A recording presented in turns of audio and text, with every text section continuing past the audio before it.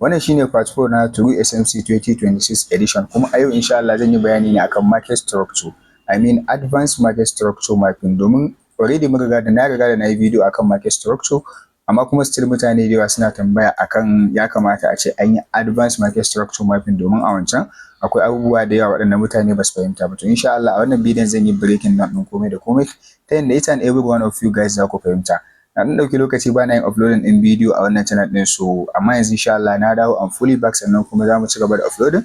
Saboda haka kada ku manta da ku like, sannan kuma ku share ɗin wannan bidiyon ga yan uwa domin su ma su amfana. So kamar yadda muku manta ba, kamar yadda na yi bayani, kafin ka san yadda za ka yi mapping na market structure dole sai ka fara sanin yadda za ka yi mapping ɗin valid pullback, wanda na riga da na yi bidiyo akai, amma kuma zan ɗan yi refreshing ɗin all ku saboda kowa da kowa ya following up ai komai da komai tare da shi. Kamar yadda kuke gani a yanda kasuwa take tafiya, tana ta creating ɗin higher high, higher low, higher high, higher low, higher high, higher low. So amma menene abin da yake faruwa anan shine wannan abin da kuke gani, wannan ɗan short retracement ɗin da kasuwa ta creating shine abin da muke cewa pullback. Amma wannan pullback ɗin yana zama valid ne kadai idan ya kasance idan kasuwa tana uptrend, wannan pullback ɗin ya fara da ɗaukar previous candle low, sannan kuma ya zo ya breaking ɗin high ɗin wannan previous candle ɗin, shine muka samu valid pullback. Muddin kasuwan bata fara da ɗaukar previous candle low ba, to ko wannan pullback ɗin bai zama valid ba. Abin da nake nufi a nan wajejen shine, yanzu misali a daidai nan wajejen idan ku duba, wannan shine blue candle, bari in yi muku market. Idan ku duba yanzu daga daidai wannan level ɗin, za ku ga cewa ai ga wani blue candle nan daga daidai nan wajejen ko, kun ga kenan kamar shine mai current kuma recent candle ɗin. Saboda haka yanzu mai candle na gaba da ya zo, menene abin da ya yi? Candle na gaba da ya zo ya fara ne ya ɗaukar previous candle low haka. Kun gane, so bayan ya ɗauki wannan previous candle low ɗin kuma sannan sai ya koma ya yi breaking. To wannan shine yake nuna mana cewa a nan wajejen fa an samu valid pullback, an samu valid pullback. To amma a nan wajejen idan ku duba menene abin da ya faru, a nan wajejen idan ku duba za ku ga cewa wannan shine high ɗin wannan candle ɗin, sannan kuma wannan shine low ɗin wannan candle ɗin. Idan ku duba tsakanin wannan candle ɗin kuma kun ga ya riga da ya taking previous candle low, sannan kuma ya breaking ɗin high ɗin shi. Sai dai kuma ba za mu yi considering ɗin shi a matsayin valid pullback ba, saboda gabaki ɗayan su inside bar ne na wannan candle ɗin. Saboda haka ba za mu yi considering ɗin shi ba a matsayin valid pullback. So wannan shine abin da nake so ku fahimta. Amma idan har kana son deep explanation, za ka yi zuwa ka kalli part 1 na wannan bidiyon, domin fahimtar valid pullback shine kamar foundation na True SMC. Dole sai ka fahimce sannan ma za ka san ina ma muka dusa. So kamar yadda kuke gani a yanda kasuwan ta dawo, sannan kuma recently formed valid pullback, shi ma inducement na yi bayani akai, za ka yi zuwa kalla a part 2, shine yake mana aiki a matsayin inducement. So a yayin da kasuwan ya kasance ta dawo, abinda kawai muke bukata shine kasuwan ta yi taking din low din previous candle din. Immediately market din tana taking din low din previous candle din, koda da 1 pip ne, koda da 0.1 pip ne. Saboda haka definitely kuma immediately wannan high din da kuke gani gashi nan daga daidai nan wajen, bari ni makin din shi, wannan high din ya zama mana mai valid break of structure. Valid break of structure ya zama valid break of structure saboda kasuwa ta yi taking din liquidity. Wannan liquidity din da aka yi taking shine inducement. Saboda haka idan haka ya faru, za mu yi considering din shi a matsayin valid break of structure. Amma kuma misali a ce kasuwan sai ta so ga irin ta dauki inducement, amma kuma bata dauki wannan inducement din ba. So wannan level din da kuke gani ba za mu yi amfani da shi ne makin din shi a matsayin valid break of structure ba. Wannan sai dai ya zama valid pullback kamar dai waɗannan valid pullback din, kamar dai na ba. Idan ku duba anan ai ban ce valid break of structure ba, anan ma ban ce valid break of structure ba. Sai anan shi ma mun ce ya zama valid break of structure ne kadai saboda kasuwa ta yi taking na inducement. So wannan shine abin da nake so ku fara sakawa at the back of your mind. Saboda haka yanzu let's go, bari in yi amfani da wannan dan table din dan explanation na komai da komai. So dan ba kuma manta ba, ga waɗanda suke bibiya ta, na yi bayani muna da types of inducement kala biyu, akwai major inducement sannan kuma da akwai minor inducement. Sannan na yi bayani akan cewa da major inducement da minor inducement kusan aiki iri ɗaya suke yi, kawai da shi major inducement kamar yadda kuka ji daga baki aka ce major, a duk lokacin da aka ce abu major ne kun ga me kamar ya fi ƙarfi kenan. Ko a wajen sojoji kuka ji an ce wane major ne, kun ga babban soja ne, saboda haka me ya fi ƙarfi kuma sannan ya fi training da dai sauransu ake cewa. So kuma yadda kuke gani yanzu a daidai nan wajejen, idan kuka duba za ku ga cewa me da market din da take tafiya a daidai nan wajejen, mu fara for instance daga daidai nan wajejen, za ku ga cewa kasuwa ta yi creating din wannan valid pullback din, ko gashi nan anan kun ga me ya zai an yi confirm ne, sannan kuma me kasuwan ta koma. Saboda haka yanzu a daidai nan wajejen menene abin da zamu yi makin da recently formed valid pullback din mu, wanda wannan shine wannan recently formed valid pullback din. Saboda haka immediately idan har kasuwan ta dawo, in dai har ta dauke shi to fine. Idan kuma har bata dauke shi ba, misali daga daidai nan wajejen sai ta koma, to kun ga me ba mu da wani valid break of structure. So yanzu a daidai nan wajejen abu na farko da zamu fara yin makin shine inducement mu. daga daidai nan wajen za mu zo mu makin wannan shine zai mana aiki a matsayin kamar inducement ba wai kama ba shine a matsayin inducement domin recently formed valid pullback shine zai mana aiki a matsayin me a matsayin inducement sannan kuma me yana zama inducement high din wannan level din daidai daga inda kasuwan nan ta fara yin retracement yanzu misali a daidai nan wajen da market din nan ta fara tahowa da market din nan tana tafiya haka where is this thing da market din nan tana tafiya haka ko haya low kun ga daga daidai nan wannan shine highest point din da kasuwan nan ta je ko sannan kuma ta dawo ta dauki wannan inducement din saboda haka highest point din da kasuwan ta je ta dawo ta dauki wannan inducement din shine zai mana aiki a matsayin valid breakout structure wannan dan layin wannan dan zone din kamar yadda kuke gani sannan kuma immediately kasuwan tana yin breaking na wannan high din wannan level din ya zama mana valid breakout structure sannan kuma lowest point da kasuwa ta je bayan daukar wannan inducement din da ya mana validating na wannan valid breakout structure din shi kuma zai mana aiki a matsayin change of character a wannan point din kuma kenan wannan level din shine zai mana aiki a matsayin change of character shi kuma wannan shine invalidation level din mu dukkanin wani abin da muke nema zamu neme shi ne a tsakankanin wannan high din a tsakankanin wannan low din da kuma wannan high din muddin ya kasance kasuwan ta yi going below wannan level din to fa mun dawo downtrend ba wani magana ga mu ci gaba da neman buy sai dai kuma mu dawo mu ci gaba da neman sell so kuma kenan yanzu a daidai nan wajen zamu yi makin din wannan high din a matsayin trader range mu sannan kuma mai trader range low wannan sannan kuma wannan high din a matsayin trader range high sannan kuma wannan low din a matsayin trader range low din mu so menene abu na gaba da zamu yi makin abu na gaba da zamu yi makin shine inducement so yanzu a daidai nan wajen da akwai abin da nake so ku fahimta for example a daidai nan wajen idan ku duba anan wani inducement kalar inducement kasuwan ta dauka idan ku duba anan wajen kasuwan ta dauki major inducement domin ya zo ne bayan an samu valid breakout structure for example wannan ma is the same thing as what valid inducement and this one is also what let me do something here valid breakout structure a daidai nan wajen ko let's delete something so kun ga me wannan level din is the same thing as what valid breakout structure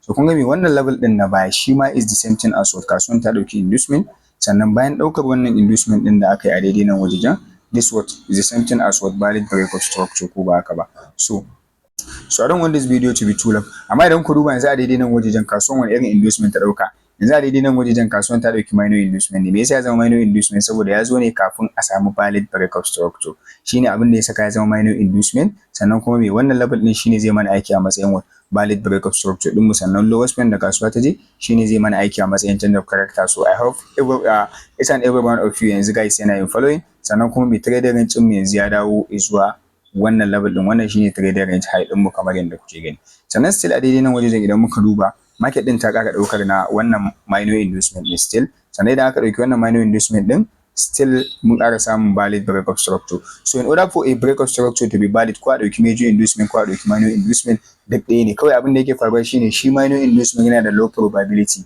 sometimes akwai traders ɗin da ba sa yin amfani da minor inducement for example idan kasuwa ta dauki minor inducement ba za su yi reacting a wajen ba dole sai dai idan ya kasance kasuwan ta dauki major inducement wannan shine kawai bambancin da yake tsakanin su sannan wannan shine abin da zaka saka at the back of your mind so a daidai nan wajen idan ku duba yanzu an ƙara samun wani valid breakout structure din sannan still wannan level din da muke gani yanzu wannan shine zai kasance mana next trader range low din mu kamar yadda kuke gani sannan kuma ga trader range high din mu a daidai nan wajen so duk abin da zamu nema yanzu za mu yi makin din wannan a matsayin what a matsayin major inducement domin ya zo ne bayan an samu valid breakout structure so let's go into the chart guys and show you something sorry ina dan yin turanci kusan wani lokacin ne trading ne is too hard wanda dole sai kana dan hadawa in ba haka ba kowa zai fahimci ba abin da kake yi ba so a daidai nan wajen idan ku duba wannan JPY ne 4 hour time frame so a daidai nan wajen definitely a daidai nan wajen kasuwan ta dauki recently from valid pullback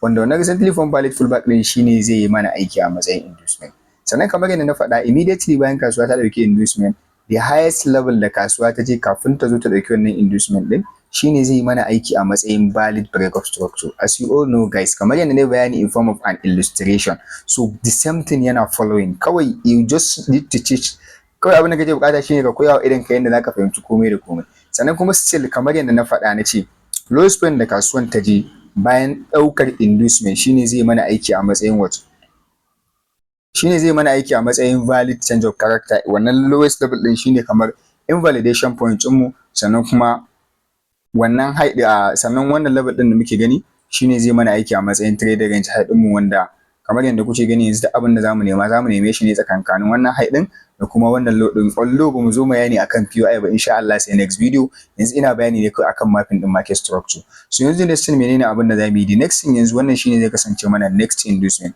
Recently formed valid pullback always at the back of your mind shine zai aiki a matsayin inducement. So you just need to understand that. So immediately kasuwa tana ɗaukar wannan recently formed valid pullback din, definitely wannan level din zai mana aiki a matsayin what? A matsayin valid inducement. Kamar yadda kuke gani a matsayin valid breakup structure. So zamu yi mapping din shi haka kamar yadda kuke gani. So sannan kuma menene yanzu trader din ya dawo zuwa daga wannan low din kamar yadda kuke gani zuwa wannan high din kamar yadda kuke gani yanzu a daidai nan wajejen kamar haka. Sannan kamar yadda na faɗa yanzu wannan level din wani level ne? Wannan shine zai mana aiki a matsayin change of character kamar yadda kowa ya sani, change of character. So abin da yake faruwa yanzu a daidai nan wajejen, abu na farko da zaka fara yi bayan kasuwa ta yi validating na valid breakup structure, for example daga daidai nan wajejen haka, valid breakup structure, the next matakin da zaka ɗauka shine ka zo ka fara yin marking ɗin inducement. Inducement shine the next important thing. So in this case idan ku duba abin da muke da shi shine minor inducement. We don't have major inducement. So zamu zo mu market din minor inducement din haka yanzu kamar yadda kuke gani. So yanzu abin da muke expecting, abin da muke anticipating shine is either kasuwan nan idan ta zo yanzu for example daga daidai nan wajejen, for example haka kasuwan nan ta yi ƙasa, tana yin ƙasan nan yanzu for example haka, kasuwan ta yi ƙasa, bayan ta yi ƙasa sannan ta zo ta koma ta yi mana breaking din structure, ko kuma idan ta ga dama ta koma ta canjin character.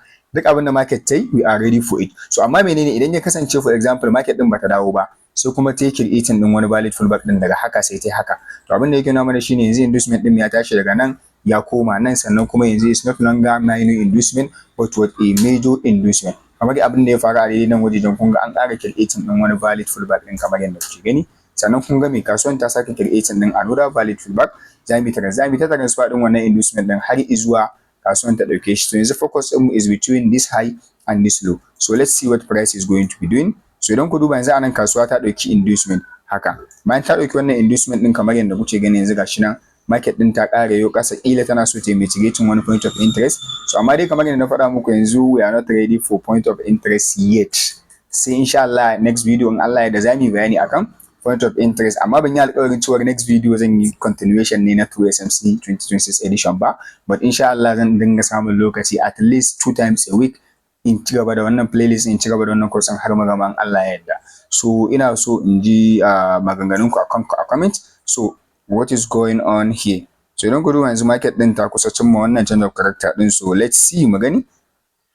In fact it seems like kamar an ma riga da an samu change of character, but let's confirm. So ba a riga da an samu, but now an riga da an samu change of character. So yanzu abin da yake nuna mana anan shine we are now downtrend. We are not uptrend now, we are downtrend. Yanzu abin da zamu yi shine zamu ci gaba da neman sell ne, ba zamu nema buy ba kamar yadda kuke gani. So let's see. So idan ku duba yanzu market din ta bada change of character guda biyu a lokaci daya. So wannan level din da kuke gani is not a break of structure, it's a change of character indication ne nuna mana cewa yanzu fa market din is no longer downtrend but what uptrend. Immediately bayan kasuwa ta yi breaking na wannan level din haka, ko sweeping ko breaking duk abu ɗaya ne personally. So an samu change of character to the downside. Amma idan kasuwan ta ga dama ta ƙara koma ta sake bada wani change of character din, that's normal. Kun gane yanzu a nan wajejen menene abin da zamu nema?